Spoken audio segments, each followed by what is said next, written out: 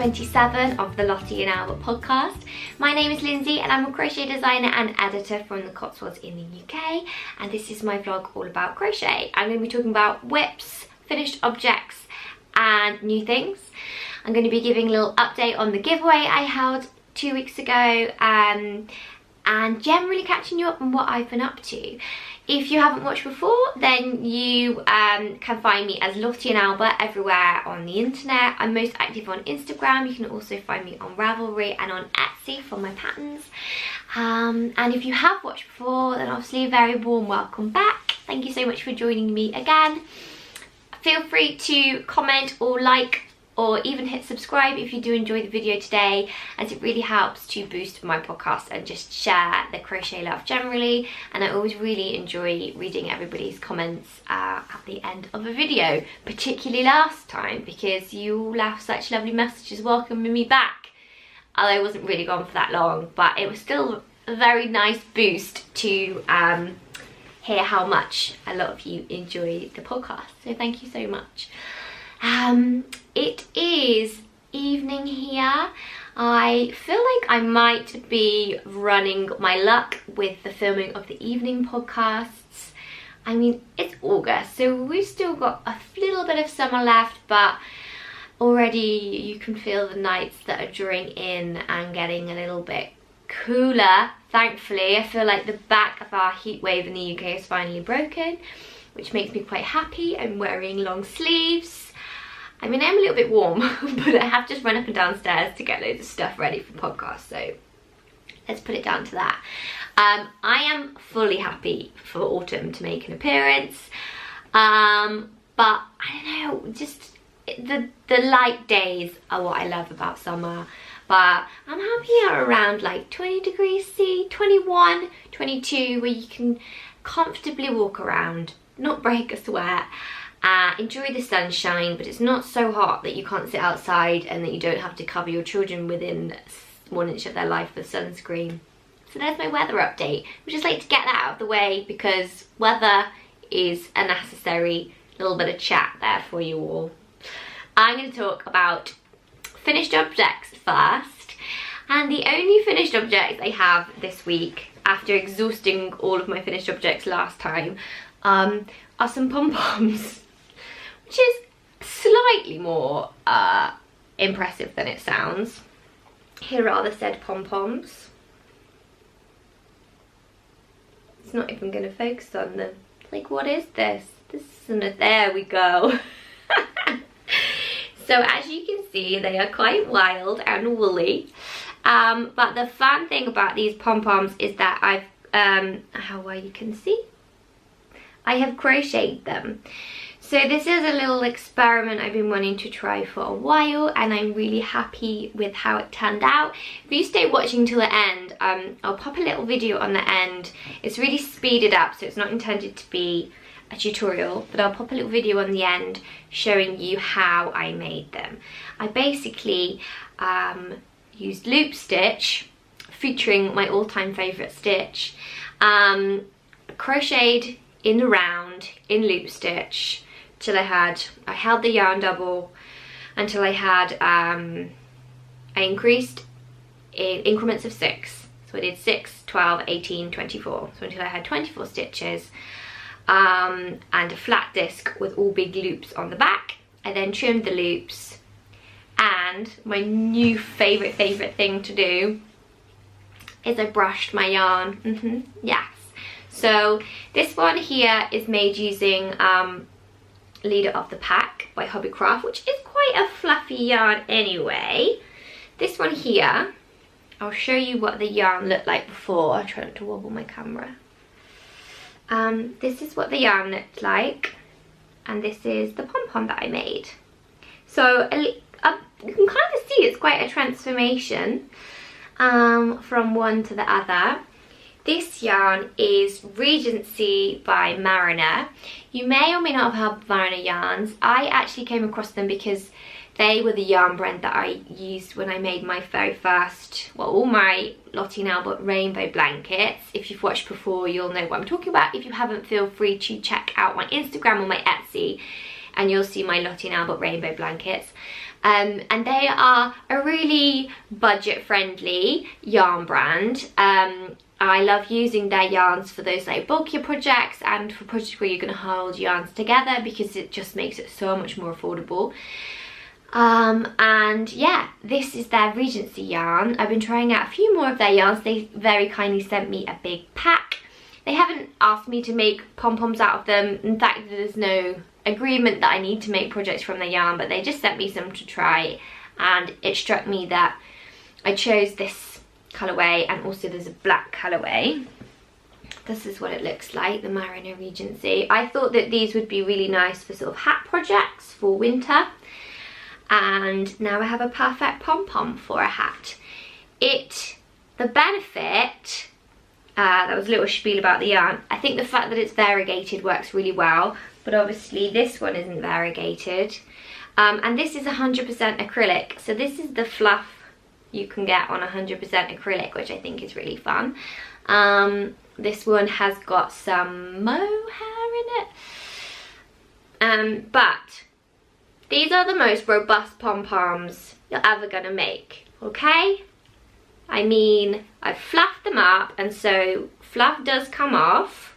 You can see that because I've basically broken down the yarn structures. So I'm not promising that they'd like last forever. And obviously they're quite wild and fluffy, so you're gonna need to want that from your pom-pom. But if you're looking for something that's not gonna instantly fall apart, I'm gonna put this tutorial up in case anybody is interested. Like I said, I think these would be perfect for hats. You could try edging a blanket in them. They're gonna be marginally safer around babies just because they don't come out, but I guess it depends on the kind of yarn you use. I got fluff in my mouth now. I mean, and like I said, I'm not promising, but they may even be washable. They will probably go a little bit like clumpy, like any pom-pom would, but I don't think they're going to fall apart in the wash in the same way normal pom-pom would. So I'm definitely going to be making more of these, and I'm going to try and put up my first YouTube tutorial vid with these. So yeah, watch till the end and you can see my really speeded up version. I've made 2 of the grey look. Or, I mean, if anyone's going to a wedding, let's just try this. I feel like this is a great fascinator look. And it kind of goes with my outfit, no?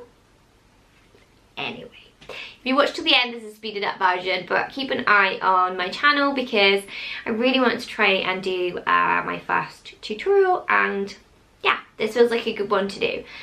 I haven't really done any tutorials as such in the past, just because I always feel with stitches that there are lots of people out there who've pretty much got the market covered and who do stitch tutorials and beginner tutorials really well.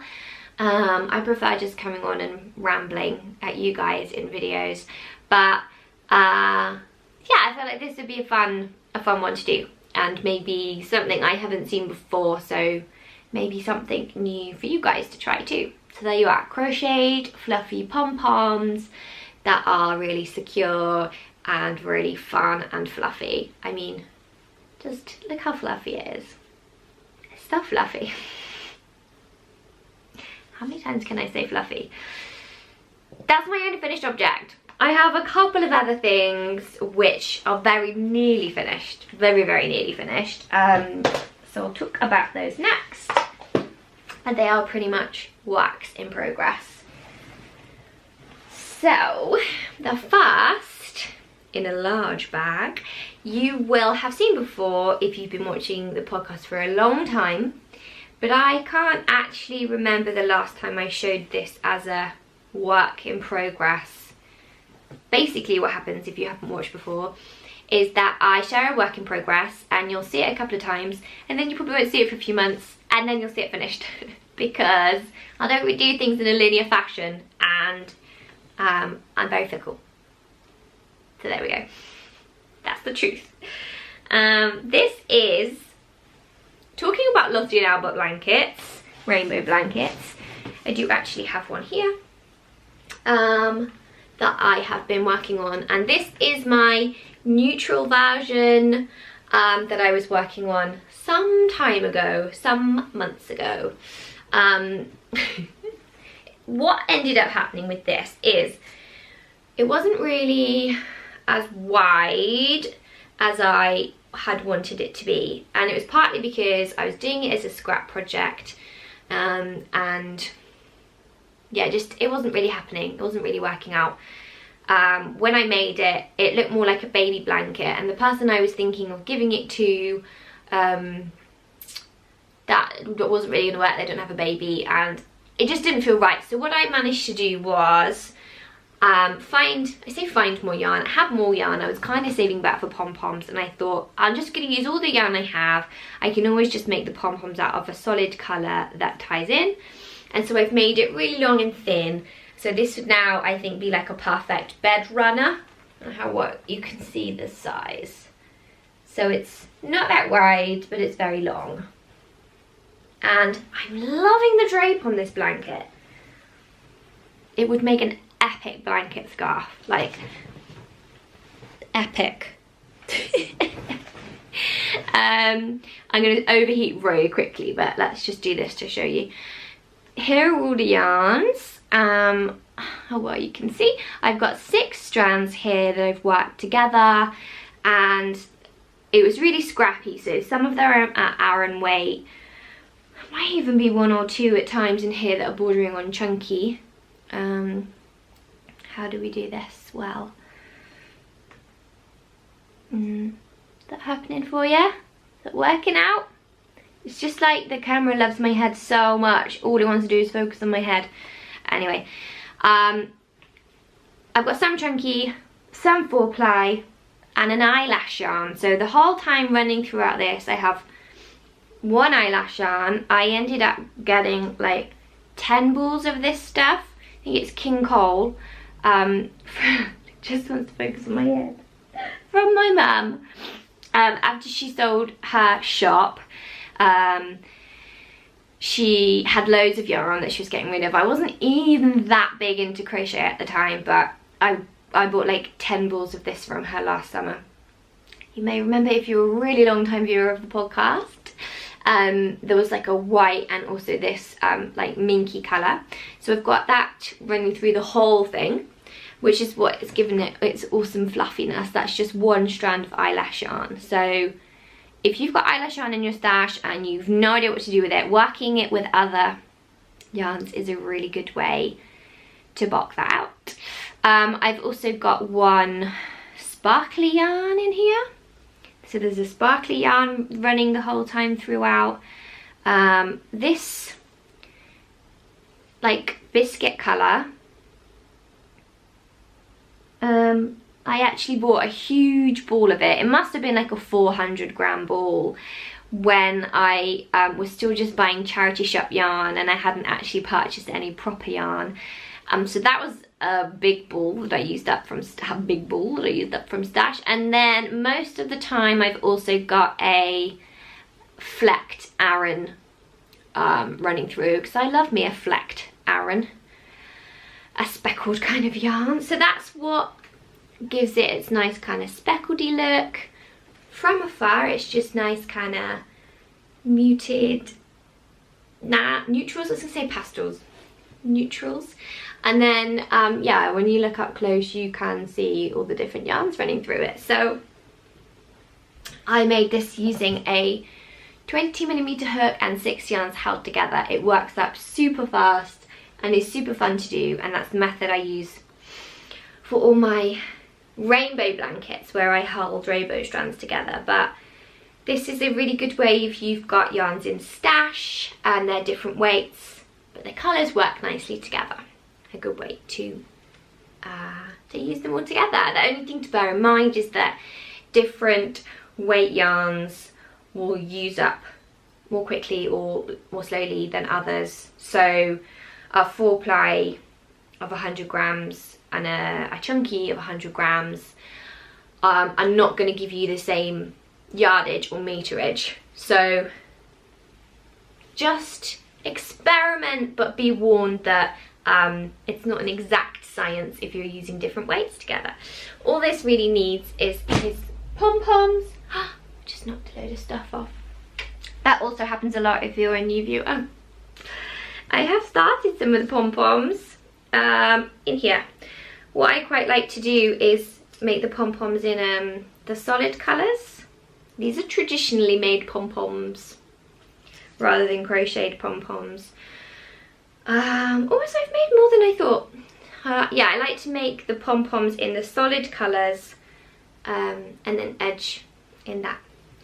But now that I've finished it, I was intending it for a certain friend, and I'm a little bit, let's say, precious about who I give handmade gifts to, because I just think that as much as I enjoy making them, that is obviously a really big part of the process. If I'm going to gift somebody an item that I've spent a long time making, even chunky stuff like this, it still takes a time and love and energy, and I actually really like this.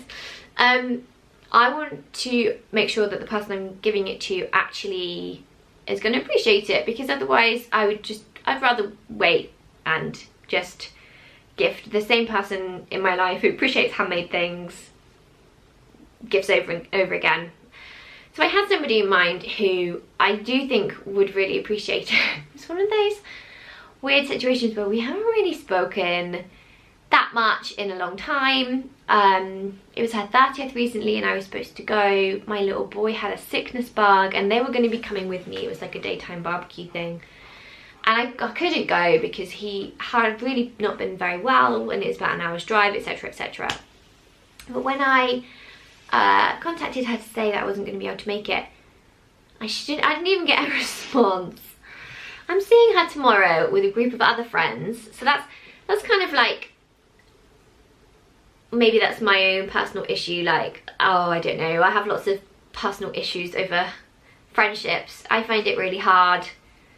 Oh, I'm not going to go into that. Anyway, that's one thing. I'm like, should I just keep it for myself? If she's annoyed at me, I don't want it to feel like I'm like groveling by giving her a handmade blanket. But then if I'd gone to her 30th for her birthday, I would have finished it and taken it to her. So maybe I should just give it to her because I'd intended it for her. But then also, it's a group of my friends and quite a few of us have turned 30 recently. Not everybody had like a party or invited. But I'm like, if I give one person like a really big handmade thing that's taken me ages, but then not everybody there gets that level of present or even a present, is that awkward? I'm like, the social etiquette of all this is just too much for my brain, and I'm probably overthinking it, which I do a lot. But oh yeah, that was a ramble and probably made no sense to anybody, but I'll probably just finish it and give it to her because that's what I was intending to do. And hopefully it will ease the pain that I caused when I didn't go to her birthday because my little boy was ill, which I feel like I couldn't help. But maybe if you have children and a lot of your friends don't have children, you can empathise that as kind and caring as your friends are, I feel like they don't always get it. And maybe I'm worrying that she's annoyed at me unnecessarily, but I also feel like defensive because if my child was ill, my child was ill. What can I do? Wow. This is not like a diary entry. I'm really sorry. That's a nearly finished object. In the same vein as that blanket, you may have noticed the stack of lovelies here. I have been making some scarves because obviously it's August and we've been having a heat wave. These are made in exactly the same way. These are like one of a kind, one-off scarves that I've been making with all the beautiful yarns in my stash, which have been neglected. This one in particular is made up of these lovelies. So there's a real mix in here. Some acrylics, of which this yellow is one. This yellow is like it's not like, it is a Knitcraft baby yarn, as is this pink. This pink I think is a Stylecraft, and this one, which I feel like makes the whole thing, is another Mariner yarn. that I was sent. This is called their Twister yarn, and if you do follow me on Instagram, you will have seen a post I put up recently of my little girl in a hot air balloon. I'll pop it in here. And that was using all the Twister yarns. So this is another one. This is purple, pink and white.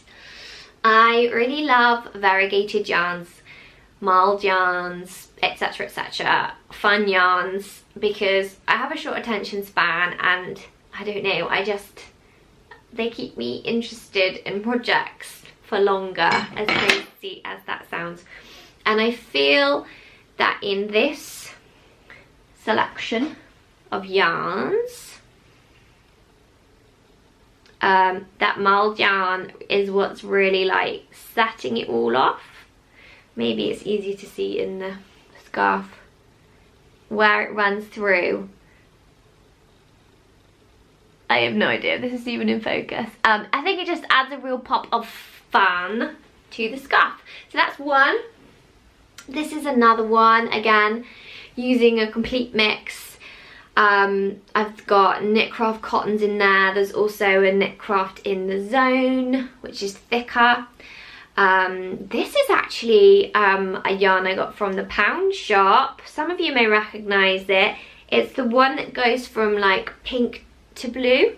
Don't know how well you can see if I show you this, but it variegates, and it's only one yarn of the 6, so it might be really hard to see, but it basically goes from like pink to blue to purple. I should have brought a ball down, but I didn't.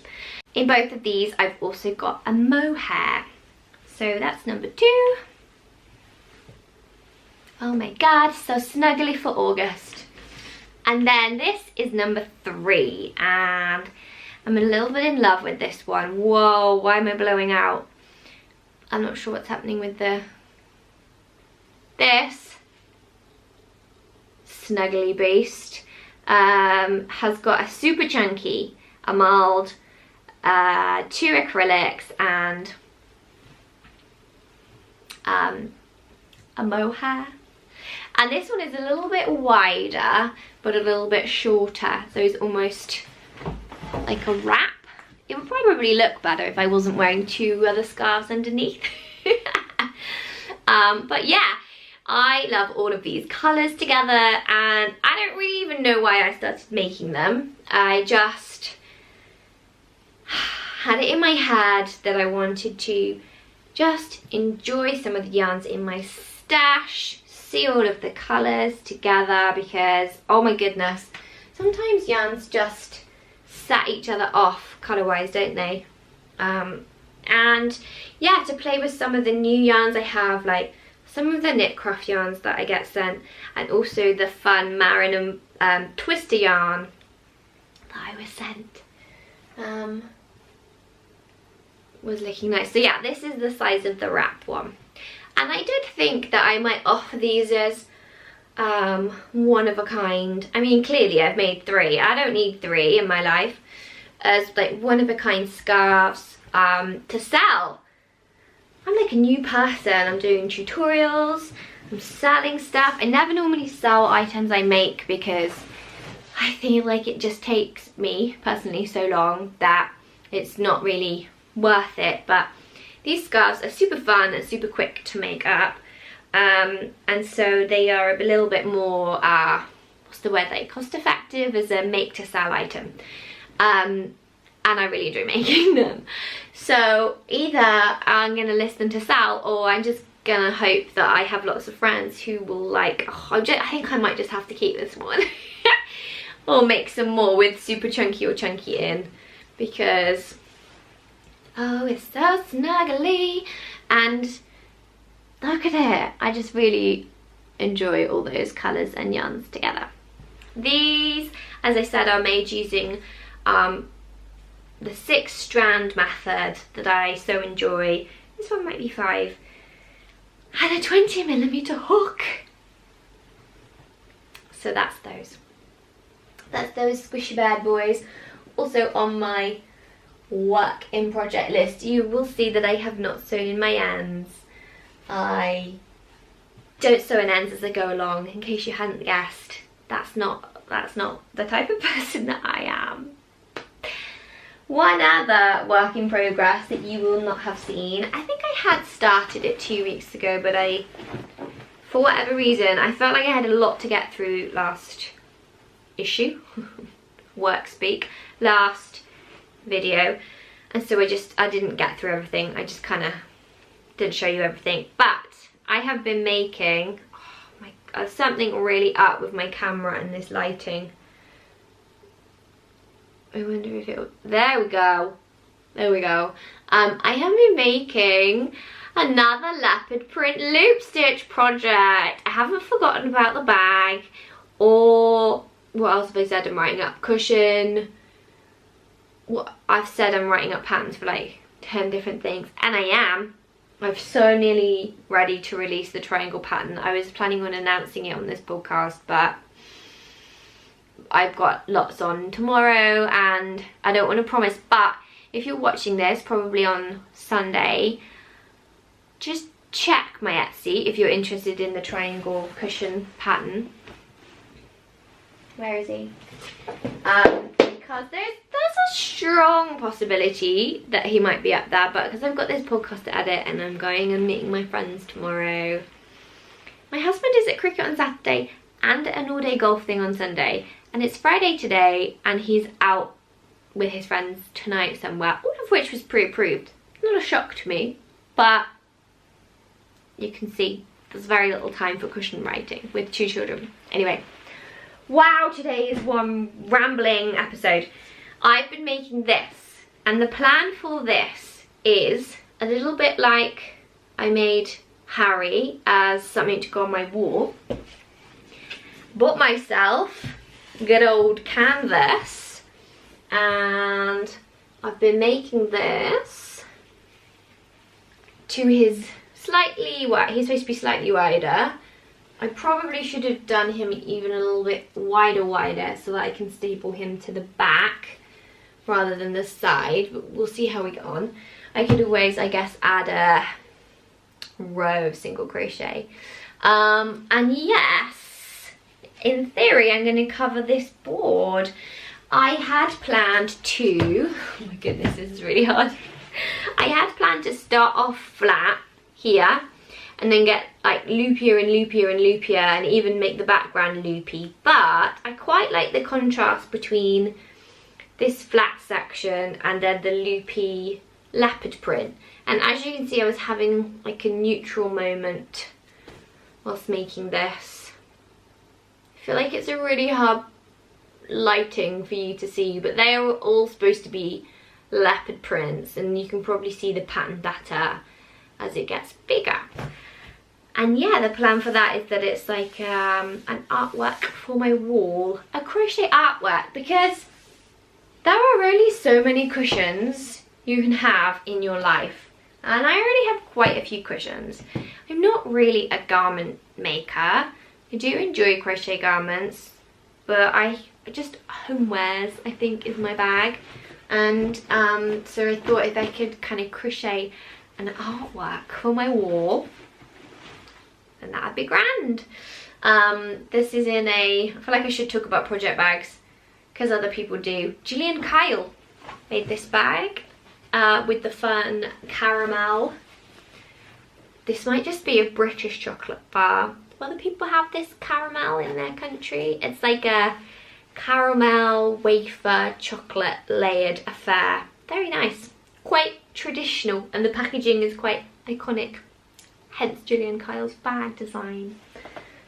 This is a weird episode. What else do I have? That's pretty much it for works in progresses that I've actually worked on. I do still have my crochet between the lines shawl. I just have one more that I want to show you. Kind of did that thing where when I don't have any commissions or things on, I'm like, I'm gonna start all the things. All the things need to be started. This is a shawl, I know, that I made as a bit of an experiment. It's an idea I've had for a while that I wanted to try, and I am really enjoying how it is looking. I started at the narrowest point, and then I have worked to this point, And what I was trying to achieve, this is a variegated yarn, but I was trying to use the kind of, I think the blanket pattern is called Apache Tears. And so I've adapted that stitch across an increase, and you can see where the shawl is thinner. I'm trying to look at it as I talk to think about what I'm trying to say. Where the shawl is thinner, and so the repeats of the colour variegation in the yarn take longer to work through, you can't sort of see the effect of the stitch as easily. But where the shawl gets wider, and then you are getting a shorter colour for each section of the variegated yarn. I'm really hoping this makes sense. You can see the pattern I'm trying to go for a bit better. I feel like it hits a sweet spot kind of around here, and then almost at this point it's, well, there you go. I feel like you can see it better there now. Can you see? Can you see? It almost looks like little L shapes where the post stitches run down. So yeah, I've had this idea for a while, and I tried it with a few variegated yarns, but I think they were either too long a variegation or too short. Whereas across, this is 2 balls of this yarn. I'll tell you what the yarn is in a moment. This is 2 balls, but even across 1 ball, I don't think the same colour is repeated twice. And there are some really gorgeous colours in this yarn.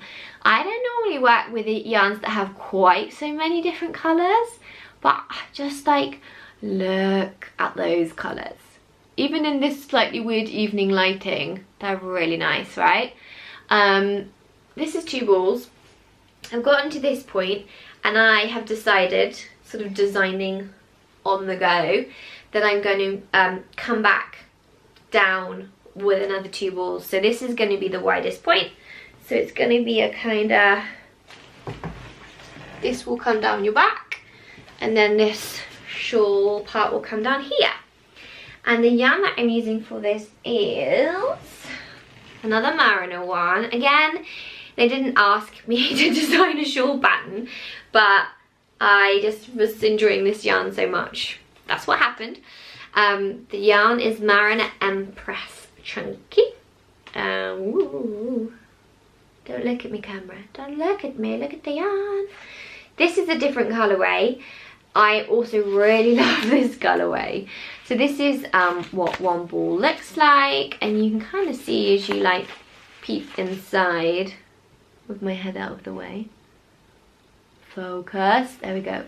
All the different colour variations. There's loads across 1 ball.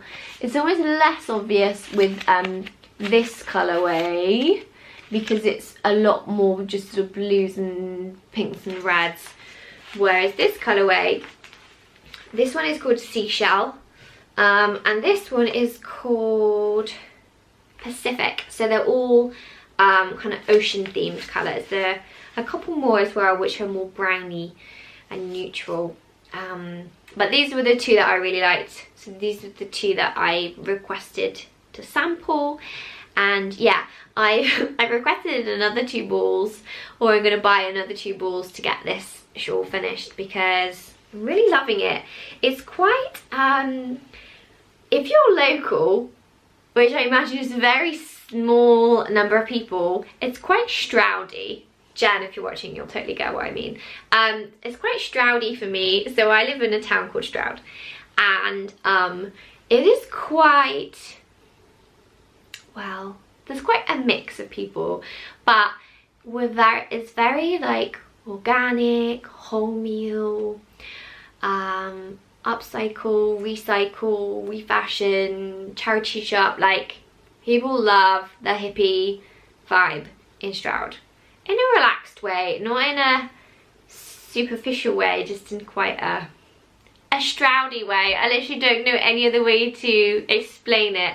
And as I was making this scarf shawl, I said to my mum, it feels quite Stroudy, just like the mix of colours, and maybe it's those slightly more muted greens and oranges. Like this is probably, this section here is like my normal colour palette, and so even this is like brave for me, but understand that I mean Stroudy in like the most affectionate, lovely way. I love where I live. We have a great farmers market with tons of vegan food and organic food and homemade cheeses and all that lovely stuff. But yeah, we're definitely like the hippier end of the Cotswolds. It's not Barber jackets and Land Rovers everywhere here. There's a lovely Stroudy vibe going on too. So I always feel by default this shawl, if I release it as a pattern, will be the Stroudy shawl, but maybe it should have a better name. I feel like I'm using it in a derogatory way and I don't really mean to. I hope I haven't offended any Stroudies. If you think of yourself as a Stroudy, I love you. This, maybe I shouldn't film in the evening because this is taking some weird turns, this podcast. That's pretty much it for, I'm just looking at my list that I scribbled down 1 minute before starting. Oh, yeah, that's pretty much it for works in progress. And new things wise, fairly slim on the ground. I wanted to talk a little bit more about the book that I did a giveaway with last week. And I'm conscious that the light is fading. So I'll just really quickly show you these new yarns. Because there's always new yarn. I bought some yarn in 2 separate D-stashes recently. So other people on Instagram who were holding a D-stash, so they were getting rid of stuff in their stash. I happened to notice I can't not buy stuff when I see it, especially if I think I'm getting a bargain. So I ended up with 4 balls of this. What was I saying earlier about liking a flecked Aran? This is called Heritage Serenity Luxury Yarn, but if any of you are in the UK, you will recognise, or you may recognise, if I get my head out of the way, I'm pretty sure that these are from B&M. So the heritage and luxury element may be a marketing swizz, but I knew they were from B&M when I bought them, and I just really liked them because I like having the different colours in a yarn like this, and with the really fun cushions, loop stitch cushions that I had been making last time, I thought that these would be a really good kind of base colour. They're just a slightly off-white with green, yellow, blue, red in them. So I've got 4 balls of that from Kate of Jellybean Junction. If you follow her, you probably do. There are lots of people follow her. And I also bought, oh my goodness, this is so nice. Did I say they're just like 100% acrylic, 90% and 3% viscose? Whereas these, my goodness, I have no idea what this colour is going to look like because I'm basically now filming in darkness. That's fairly accurate. I have a new obsession and it is with lilac, the colour lilac, just because I'm seeing loads of it in homewares and in high street fashion. I'm all over it. The 90s is back and I'm really happy about it. This colour is like a classy lilac and it is Drops Andes. I got 2 balls of this in a D-stash from Lucy, who used to run the crochet boxes. So I think she used Drops Andes in one of the old crochet boxes, which was a monthly yarn subscription box that I was signed up to, and I loved it, but I think she was almost a victim of her own success and they were too popular and it grew really quickly and she went on a break. I think I've talked about it before, like mourning the loss of the crochet boxes. She went on a break and then she just never came back with them, but I have still profited, you might even say, from that with these from Hedy Stash. So this is Drops Andes and these fibre wise are 65% wool and 35% alpaca. So I had 2 balls of grey, and this is just such a dreamy yarn to work with. I don't know what makes it so nice, but it's really gorgeous to work with, and I've got 2 balls of it. So I'm thinking, I don't know what I'm thinking, I just bought it because I really like the colour, and I know I really like Drop Zandies, but oh, I don't know, like, oh, a nice cowl for autumn, hat and gloves. Oh yes, I'm really feeling that. So I'm a little bit in love with this one. This one I like, but it is more just like a filler base background. These I'm really loving. And finally, thank you so much to everybody who entered the giveaway last time for the book 12 Months of Crochet by Mandy of Crochet with Red Cape, and the 10 balls of Knitcraft yarn. I have been in contact with the winner, and so that is being sent out. I'm so sorry if you didn't win, but it did occur to me afterwards that I didn't really review the book. I just like flashed at you, said you could win it, and said how much I love Mandy, which is also true. There's an interview with her on my channel, but I didn't really show you any of the projects or anything in the book other than like the cover. So this is the one that I really love. This is the Hexagon Starlight Dancer blanket. Ooh, what a name. Why name it once when you can give it 3 names? And it's the one that's on the cover. You can see why they went for it as a cover project because it's gorgeous. What I really like is that it's essentially a hexagon project. Oh, I'm really sorry about the light. But the way that they're joined and the colours she's used, I love that they're gappy in between. So it's maybe not for everybody, but it's really gorgeous. And also you've got the hexagon shape, but then because of the way that they're joined and the way she's got these back posts stitches, you almost then get this like circle effect, which I think is really pretty. So that's one project I really enjoy. Gosh, she's got such a mix. She's got bigger projects. This is a rug. And she's got smaller pot holders.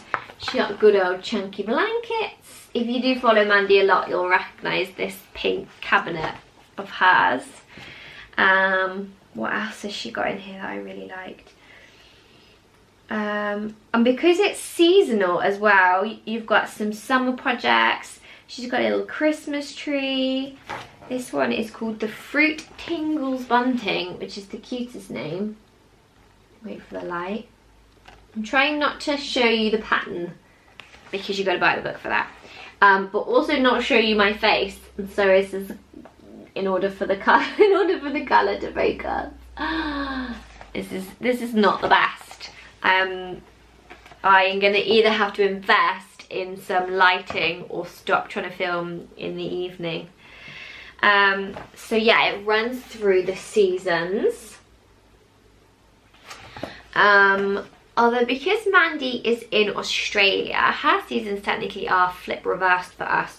So she doesn't really do huge amounts of like chunky blankets in winter and then lighter projects in summer. She uses a lot of cotton all the way through, but the projects are sort of seasonally, like this is spring.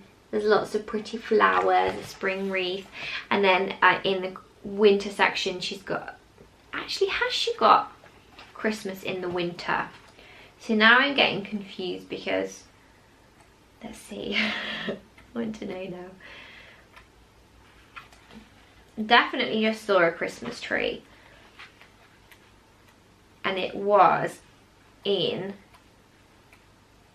Bavarian stitch pot holders. I'm really sorry, I know this is really boring. Oh no, it wasn't. Interesting. Okay, where's the Christmas tree? Where's the Christmas? Yeah, okay, so it is in Australian seasons. The Christmas tree is in the summer section. But obviously in Australia it's Christmas in the summertime, which I know shouldn't be an issue for my tiny brain, but it is. It's an issue for my tiny brain because to me, Christmas is in winter. I know, I get it. I'm not stupid. I do understand. Believe it or not, I got a first from university. But the fact that the seasons switched around in Australia apparently blows my tiny mind. So that was the kiwi cushion that I just flashed at you, which she actually shared on the interview I did with her, and she squished it, and oh my goodness, you should just watch my live with her, which is a video on my YouTube channel, just to enjoy that cushion at the end, because it's so squishy. So I want to apologise to Mandy or anybody else for not actually reviewing the book properly. I obviously love it because I featured it in a giveaway, but I do also just think that she styles her work so beautifully. Her colour palette is on point. And so if colour is something you struggle with, or if you just really admire Mandy's style, then this book is really worth it, because she tells you exactly what yarns to use in order to achieve the same look, which it probably sounds quite basic, but I think sometimes colour is the thing that can really make or break a project. And I think it's one of the things that Mandy does really well. She also uses sort of granny squares as the base for a lot of her patterns, but then like pimps them or takes them one level extra, which I think is also a really nice way if you're a beginner, like hedging into intermediate. I was saying it's a great way to take your skill level one step further and yeah, expand from the granny and do interesting joins like Mandy does here. So I definitely wholeheartedly recommend the book. Go check it out. It is available and out now. I know lots of people got it on pre-order when it went on pre-order, but if you've been umming and ahhing and you didn't win the giveaway, I do really recommend it. So well done, Mandy, on such an awesome book. So I'm really sorry about the light and how dark it's gotten. I'm hoping that my camera has kind of coped, but I appreciate when I've been showing you Zoom stuff, it's been quite a high colour change. So I don't know if I will have to invest in lighting. It would probably be a good idea because it will allow me to work in winter, but then I feel like proper lights are expensive, so we will see. Maybe I'll just go back to my Saturday morning routine where I film and then the postman always comes and I get really embarrassed. I don't know why. I still can't even film whilst my husband is in the house, despite the fact that he's very aware of the extent of my crochet addiction. He knows that I podcast because I always talk about it, and I'm always reading out people's comments to him or telling him what's happened, or I watch other people's podcasts all the time. He's also very used to me. We've been together for 11, nearly 12, might even be 12, nearly 13 years. Since I was 18, so yeah, nearly 13 years. And so he's very used to me waffling on and talking, but I don't know, I just find it embarrassing for him to hear the extent of my crochet chat and waffle, and how long I do actually manage to talk about what is pretty much the same subject every single time. But if you are still watching, then I hope you have enjoyed the waffle, and if you have, like I said, please do feel free to give me a thumbs up or to hit subscribe if you want to get notified every time I post a new video. That's the best way to do it. And yeah, let me know what projects you've enjoyed, what you'd like to see more of. Maybe it would be really interesting to know if you'd like me to talk about yarns more, my project bags more. I find it hard to talk about tea. I know some people like to talk about what they're drinking, but even if I make myself a cup of tea, I always end up just leaving it to go cold. I feel awkward drinking on camera. Apparently, I feel awkward about a lot of things in life. I think that's what we've decided. Fluffy Pom Pom tutorial. That looks rude. It's probably not happening tonight because my light levels have gone. But it's definitely happening at some point. I'm going to film like a headshot down, hands down, camera down, hands, how to make tutorial, and I will pop it up here, and you can, they're just so fluffy, you can enjoy the fluffiness too. Thank you so much for watching. As as ever. If you want to see what I'm up to in the next 2 weeks, the best place to check is Instagram. I will post any things like whether I've listed the tutorial, whether I've published any patterns. That is the best place to find me, and as I said at the start, I am Lottie and Albert on Instagram, so I will see you over on that in the meantime. If not, I'll see you in 2 weeks here. So thank you so much, and I'll speak to you all soon.